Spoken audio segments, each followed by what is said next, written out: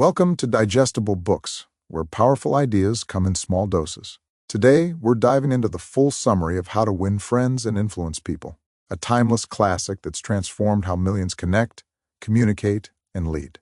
Let's break it down. Dale Carnegie's How to Win Friends and Influence People isn't a stiff guidebook. It's a treasure chest of timeless, practical advice about human nature, how to get along with people, how to persuade them, and how to become someone others genuinely like and respect. Carnegie emphasizes that sincere appreciation, active listening, and genuine interest in others form the foundation of strong relationships. Success, whether in business, leadership, or everyday life, often hinges on the ability to make people feel important without flattery and to navigate conversations with empathy rather than argument. Throughout the book, Carnegie illustrates that the key to influence lies not in commanding or criticizing, but in encouraging others, admitting our own mistakes, and fostering a sense of partnership. His principles are rooted in simple, yet powerful, human truths. Carnegie's wisdom transcends time, proving that technical skills might open doors, but people skills are what keep them open. So, with that spirit, let's dive right into the chapters. You ever try giving someone advice, and they just shut down? There's a reason. Here's what Carnegie says in Chapter 1. Carnegie opens by reminding us that criticizing others almost always backfires. Through vivid stories, from notorious criminals like Two Gun Crowley to infamous gangsters, Dale shows how even those who committed serious crimes viewed themselves as justified or misunderstood, not as villains. People instinctively protect their self-image. When we criticize, even with good intentions, we trigger defensiveness and resentment, not reflection or change. Carnegie's insight is simple but profound. Criticism wounds pride and breeds resistance. If our goal is to inspire better behavior or foster cooperation, attacking someone's ego is the worst strategy. Instead, we should strive to understand why people act the way they do. Offering empathy, patience, and honest appreciation is far more effective than delivering blame. It doesn't mean excusing bad behavior. It means recognizing that lasting influence comes from building bridges, not burning them. This principle feels especially relevant today, where quick judgment is common, but real connection is rare. Carnegie's advice reminds us that a little kindness, a pause before criticism, can open doors that anger would slam shut. The takeaway: if you want to gather honey, in order to win hearts, cooperation, and loyalty, don't start by kicking over the beehive. Start with understanding. In this chapter, Carnegie uncovers one of the simplest yet most profound truths about human nature. Everyone craves a sense of importance. Whether it's a CEO, a teacher, a child, or a stranger you meet by chance, the need to feel valued is universal. Carnegie warns, however, that this isn't about empty flattery. People can spot insincerity from a mile away. Real connection comes from genuine appreciation. A sincere compliment, thoughtful acknowledgement, or a moment of recognition can lift someone's spirit and leave a lasting impact. He shares examples from business leaders and everyday interactions to show how a few authentic words can completely transform a relationship. It's easy to see how often we underestimate the power of a kind word, how a simple thank you or I admire your work can stick with someone for years. Carnegie's message is clear.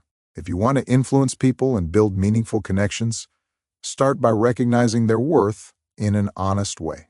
This principle isn't just a strategy for success, it's a philosophy for living with kindness and empathy.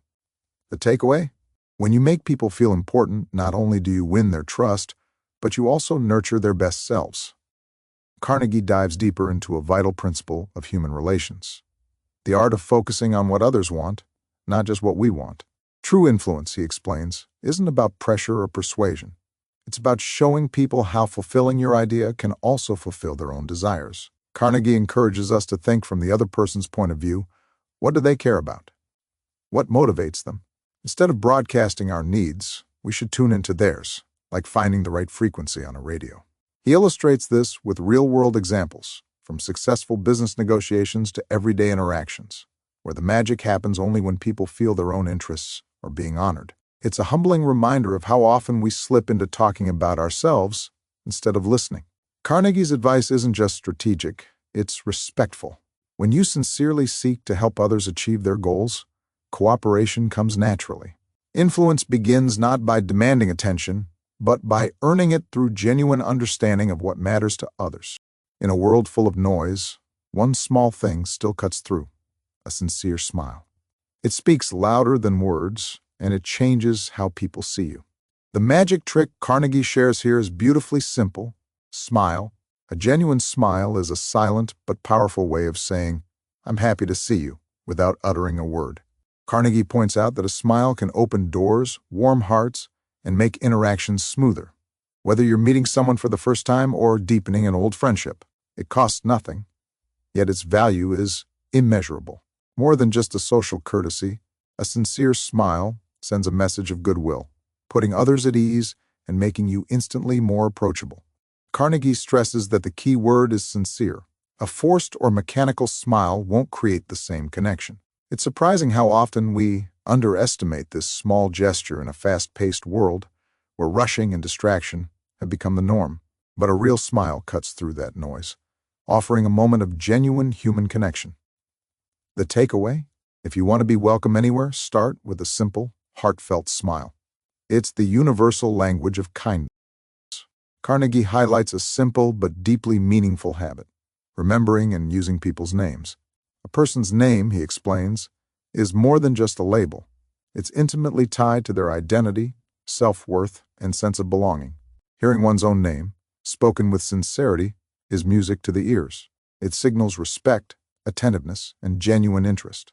Carnegie shares that many of the most likable and successful people he observed made it a point to remember names carefully, even in large social or business settings. It's not about flattery. It's about acknowledging someone's individuality. We all know the difference it makes. When someone calls us by name, it instantly feels warmer and more personal. Carnegie encourages readers to make remembering names a conscious habit, treating it as a fundamental part of building meaningful connections rather than an optional detail. If you want to leave a strong first impression and create a foundation for trust, start by honoring people with the sound they cherish most. Carnegie emphasizes one of the most overlooked yet powerful skills: genuine listening. Not the kind where you're just waiting for your turn to speak, but true, focused attention on what the other person is saying. Listening, Carnegie explains, is one of the purest forms of respect. When you listen sincerely, you give someone the unspoken message: you are important. Your thoughts matter. He points out that many friendships, business relationships, and even marriages falter not because of big betrayals, but because people feel unheard. Carnegie shares examples showing that people crave listeners far more than they crave advice. It's striking how rare true listeners are, and how memorable it feels when someone really hears you. Carnegie's advice isn't about pretending to be interested to gain an advantage.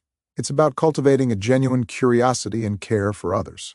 If you want to avoid misunderstandings, missed opportunities, and lost connections, start by becoming an exceptional listener. You don't need the perfect words to be memorable. You just need to listen like it actually matters. Dale Carnegie reveals a refreshing truth. Being a great conversationalist isn't about dazzling others with your words. It's about making them feel heard. People naturally enjoy talking about themselves, their interests, and their experiences. When you ask thoughtful questions and listen with genuine curiosity, you create a space where others feel valued and important. Carnegie emphasizes that you don't need to steer the conversation toward yourself to make a strong impression. In fact, the less you talk about your own achievements, the more likable you become. This simple shift, focusing on the other person, turns ordinary conversations into memorable ones.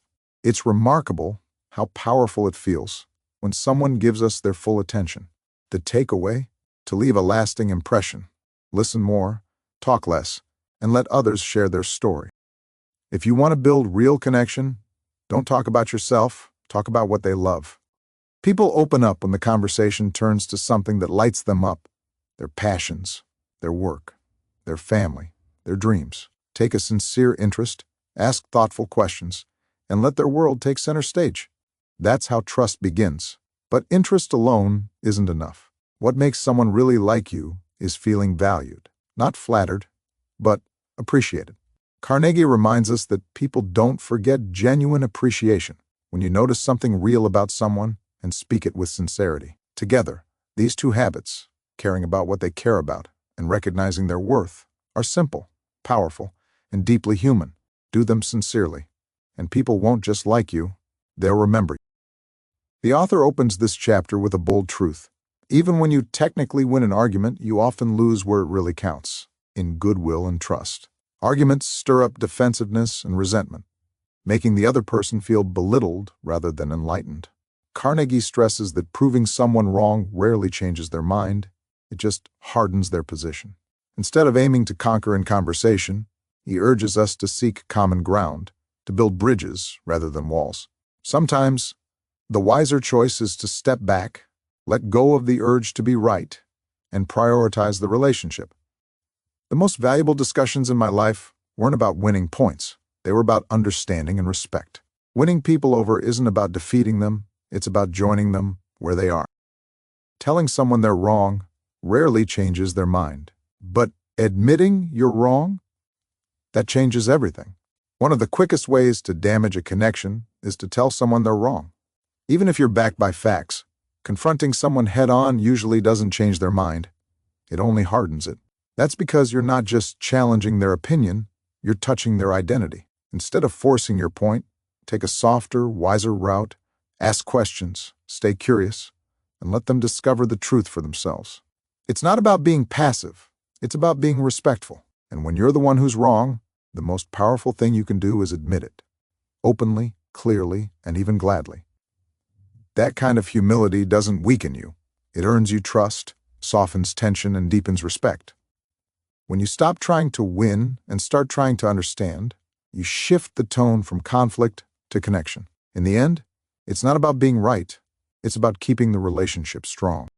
If you want people to truly listen, not just hear you, but engage with you, start with warmth, a kind tone, a calm presence, or even a small smile can soften tension in ways logic never could. Just like a drop of honey draws more attention than a gallon of vinegar. Friendliness disarms defensiveness and makes others feel safe, not challenged. Carnegie reminds us that before we try to persuade or correct anyone, we need to make them feel respected. And once that door is open, there's a second key. Agreement. Start by finding common ground, even in the smallest things. When someone says yes early in a conversation, even to something simple, it shifts the energy. The more someone agrees with you, the more receptive they become. It's not about manipulation.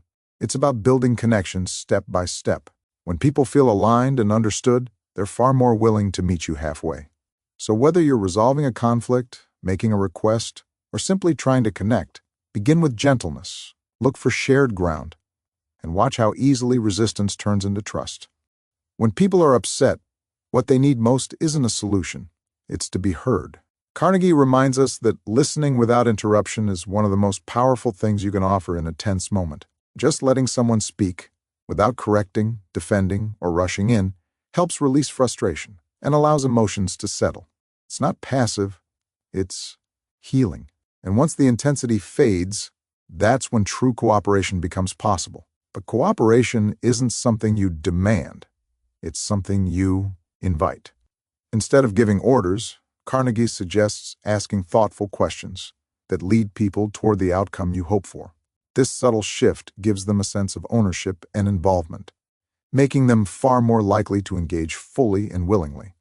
When people feel respected, first by being listened to, then by being included, they don't resist. They lean in. Whether you're managing a complaint or trying to build teamwork, the key is the same. Create space for others to speak and give them a role in the solution. That's how trust grows and how people go from reacting to collaborating. If there's one thing people crave more than recognition, it's dignity. When someone makes a mistake, the instinct to correct or criticize can be strong. But Carnegie urges us to pause, because what people want deep down is to feel respected, even in their lowest moments. Allowing someone to save face, to preserve their pride, doesn't just avoid hurt feelings, it builds trust. It's an act of quiet leadership that turns embarrassment into growth. And on the other side of that coin lies something just as powerful: appreciation. Everyone longs to feel important, to know that their efforts matter. When you take the time to notice someone's contribution, however small, and express sincere gratitude, You unlock a force stronger than pressure or control. People don't thrive under criticism. They thrive under respect, preserve their pride when they fall, and recognize their value when they rise. That's how you inspire loyalty, cooperation, and lasting connection. If you want to move people, not just convince them, but inspire them, speak to their better nature and speak in a way they can feel. Carnegie reminds us that most people see themselves as kind, fair, and principled. So when you ask something of them, don't appeal to fear or pressure. Appeal to who they believe they are. Call on their sense of honor, generosity, or justice, and you'll often get a far more genuine response. But it's not just what you ask, it's how you say it. Facts and logic have their place, but they rarely move hearts. What grabs attention, what sticks in people's memory, are stories. Vivid, emotional, real stories that spark imagination and emotion. That's why movies move us. Not because they give us data, but because they make us feel something. Carnegie urges us to do the same. Paint pictures with your words, share examples that matter, and bring your message to life. If you want to inspire action, start by making people feel like the best version of themselves, and then tell them a story that makes them believe it's possible. When nothing else seems to work, there's still one card left to play: the challenge. Carnegie closes his book with a simple but powerful idea. People are often most motivated when given the chance to rise to something. A friendly challenge, framed not as pressure but as an invitation to grow, can unlock pride, energy, and creativity that persuasion alone might never reach. It's a reminder that people want to feel capable, valuable, and inspired. And that's the heart of this entire book. How to Win Friends and Influence People isn't about manipulation, it's about meaningful human connection. It teaches us that success, whether in life, work, or relationships, has less to do with what we say and everything to do with how we make others feel. When we lead with kindness, listen with patience, show sincere appreciation, and believe in people's better nature, we create the kind of trust that moves mountains. Carnegie's message is timeless. If you want to influence people, start by honoring them, and they'll often rise to meet the best version of themselves.